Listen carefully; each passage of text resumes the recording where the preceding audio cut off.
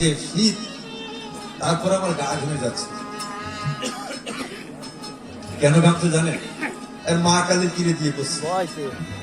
এর পিছনে একটাই কারণ, আজকে আমি ব্রিটিশ গ্রামে গান গাচ্ছি তাই।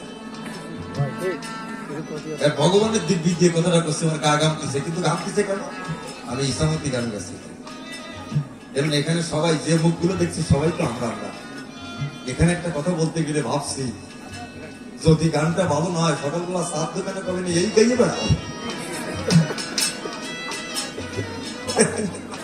কিন্তু বাবারে বাইরে যখন যাই একটা সুনাম বর্তমান ছড়াইছে যে ব্রিটিশ ভালো গায়, তো যা গাই ঘুরার দিন তাইতে ভালো।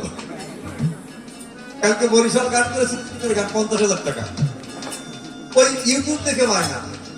50,000 টাকা দিয়েছে, 4,000 টাকা ফেরত দিয়েছি 2 দিনের গানে।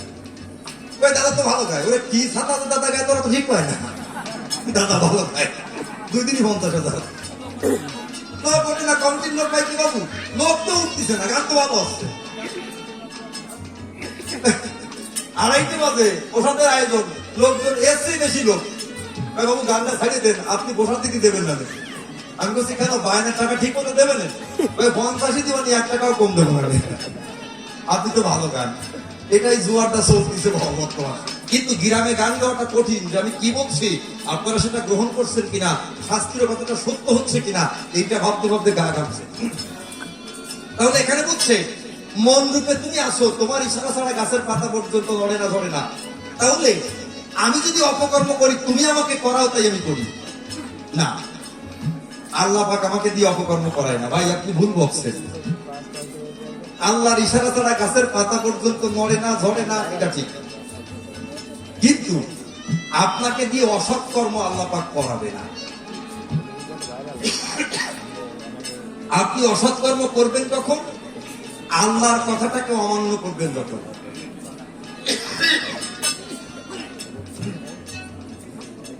বন্ধ করবেন, আল্লাহর কথা আপনি কখন অমান্য করবেন?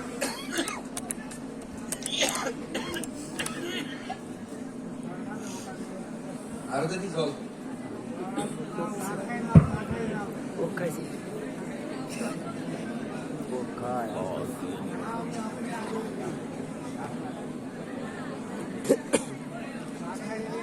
মানে বাবা কি হোক দুটি শ্লোক আমি জানিনি। মানে একজন বুড়ি রে রাত্রিবেলা 3টার সময় কৃষি কামড়তেছে। যখন কামড়তেছে ওরে কষ্ট করে মারে, ওরে বাবারে গেলাম রে, আমার কৃষি কামড়াইছে। বাড়ির সবাই উঠে আইছে, কষ্ট কি যাও ও দিদি কি আইছে, কামারে কিছু কামড়াইছে, সুভাষ সোমবারে ডাকি নিয়ে আয়। কামড়াইছে তো সুভাষ সোমবারে ডাকবো কেন? খালি সুভাষ সোমবার নয়, বুদ্ধি জমাইও ডাকি নিয়ে আয়। গৌরঙ্গ মহানন্দ যারা সবাই ডাক। গ্রামের মাতুব্বর ডাকবো কেন?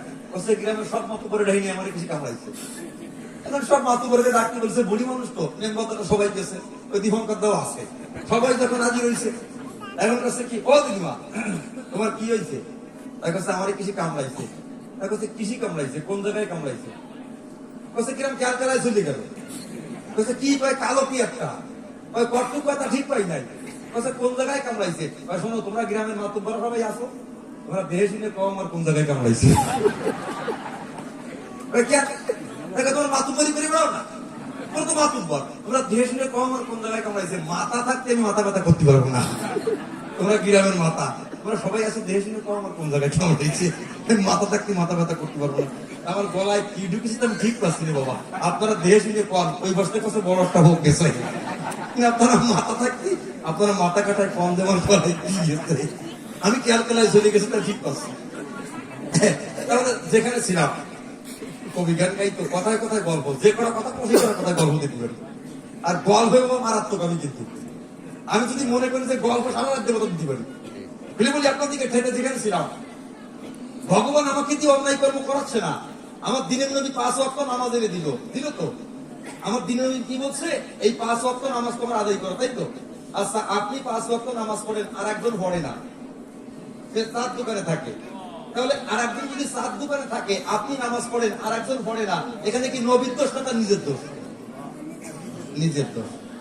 মনে করেন আপনার 10 বিঘা জমি আছে, আপনি 10 বিঘা জমি 2টো ছেলেকে ভাগ করে দিলেন। তোরে 5 বিঘা দিলাম, তোরে 5 বিঘা দিলাম, 4 লক্ষ টাকা আছে, তোরে 2 লক্ষ দিলাম, তোরে 2 লক্ষ দিলাম। এই 4 লক্ষ টাকা 2 ভাই নিবি, 5 বিঘা জমি নিবি, আল্লাহর ইবাদত করবি বা ভগবানের প্রার্থনা করি, তোরা 2 ভাই কাল কাটাবি। বাবা যখন মরে গেল, বড় ভাইটা মনে মনে চিন্তা করছে, বাবা আদেশ করেছে সৎ পথে থাকতে, সত্য কথা বলতে। যদি সে মুসলমান হয় তাহলে কি বলেছে? 5 ওয়াক্ত নামাজ পড়বি। বড় ভাইটা মনে মনে চিন্তা করছে, তাই মনে অন্তরতে আসে, বাবু আমার বাবা আদেশ করে গেছে 5 ওয়াক্ত নামাজ পড়তে, সৎ পথে থাকতে।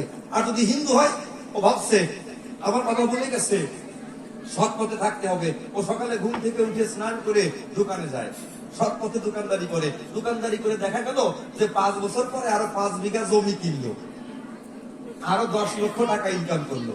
আর ছোট ভাই সে মনে মনে চিন্তা করে, বাবা 2 লক্ষ টাকা ঠিক আছে, 5 বিঘা জমি আছে, এই 2 লক্ষ টাকা দিয়ে জুয়ো খেলবো। জুয়ো খেলে শেষ, এইবার ফিরে জুয়ো খেলে আর 4 বিঘা জমি বিক্রি করেছে, আরো 1 বিঘা আছে, ভাবতেছে এই 1 বিঘাও বেশি আরেকবার একদম দিয়ে দেখি কি হয়। দেখে গেল 10 বছরের ভিতরে তার সমস্ত সম্পত্তি শেষ, আরো 5 লক্ষ টাকার দিনা হলো। এবার প্রশ্ন আমার আপনাদের কাছে, বাবা সমান সমান ভাগ করে দিছে তো নাকি? তোমারও তা দিছে, তারও তা দিছে। এইবার বড় ভাই 5 লক্ষ টাকা, 5 বিঘা জমি 2 লক্ষ টাকার বিনিময়ে আজকে 50 লক্ষ টাকার মালিক হলো সৎ পথে থেকে। আর এক ভাই জুয়া খেলে, নারী সঙ্গ করে অবৈধ উপার্জন করতে গিয়ে সাড়ে খাড়ে গেল। এটা কি বাবার দোষ নাকি ওই ছেলের দোষ? কি ভাবি চিন্তা কথা করি কিন্তু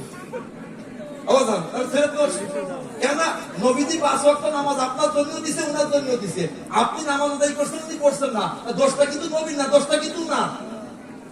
তাই তো আমার ভগবান একই কথা বলছে, আমি তোমাকে সবকিছু দিয়েছি, আমি তোমাকে চেতনা শক্তি দিয়েছি, তোমাকে কাম ক্রোধ লোভ মোহ মদ মাৎসর্য সমস্ত কিছু দিয়েছি, তোমাকে 10 ইন্দ্রিয় দিয়েছি, 6টা রিপু দিয়েছি। তুমি আমার কথা লোভে 10 ইন্দ্রিয় 6টা রিপুকে কন্ট্রোল করবার জন্য একটা মন ইন্দ্রিয় তোমাকে দিয়েছি। তুমি আমার কথা নাও, আমার মতো আমার কথা মতো সৎ পথে থেকে তুমি আমার চরণ লাভ করো। কিন্তু আমি যদি সৎ পথে না থাকি, ভগবান আমাকে অসৎ পথে নেয় না। গরিবন্ধু না, এই জগৎ পরে বিপরীত আপনাদিকের ঘরে স্পষ্ট প্রমাণ পাওয়া যায়, যেটা লেখা আছে শাস্ত্রের ভিতরে। ভগবান বলেছে কি, যে তুমি সৎ পথে থাকো, সৎ সঙ্গে স্বর্গবাস, অসৎ সঙ্গে সর্বনাশ।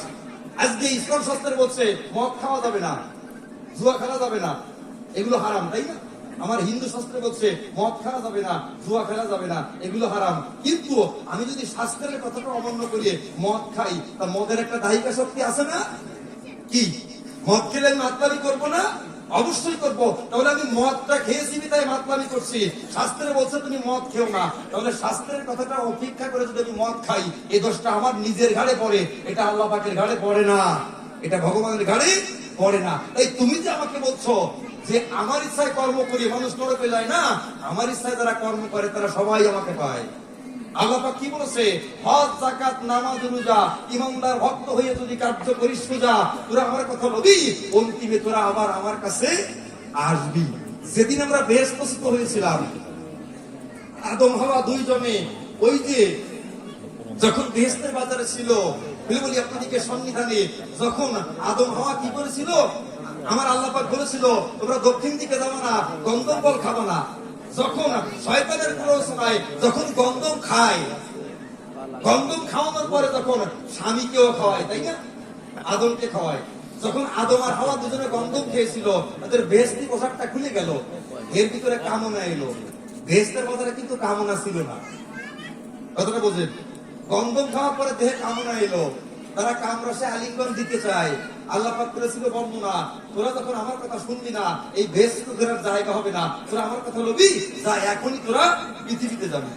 আদম হাওয়াকে যখন পৃথিবীর মুখে পাঠাবে, এই সময় বলি কাব্য সভায় সেদিন আদম হাওয়া 2 জনে কেঁদে কেঁদে বলেছিল আল্লাহর সন্নিধানে, আল্লাহ পাক আমরা তো অন্যায় করেছি, আমরা অন্যায়ের জন্য আমাদের উপর অন্যায় করেছি, লানত সৃষ্টি হয়েছে, অভিশাপ সৃষ্টি হয়েছে, আমরা মরতে যাচ্ছি, আবার কি তোমাকে পাবো? বলছে অবশ্যই পাবি, তোরা আমার কথা বলবি, হজ যাকাত নামাজ রোজা যদি ইমানদার ভক্ত হয়ে কার্য করিস সোজা, তোরা আমার কথা বলবি, সৎ পথে থেকে যদি আমার ইবাদত বন্দেগী করিস, অন্তিম কালে আবার তোরা বেহেশতে আসতে পারবি।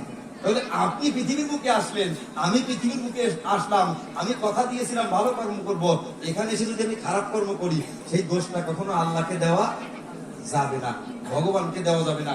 মদ খেলে মদের একটা দাহিকা শক্তি আছে, আছে কিনা? মদ খেলে দায়িকা শক্তি আছে না? 3 মাতাল মদ এই নাম গিলা গিলিছে, অনেকটা বেশি হয়ে গেছে, ডোজ বেশি পড়ে গেছে।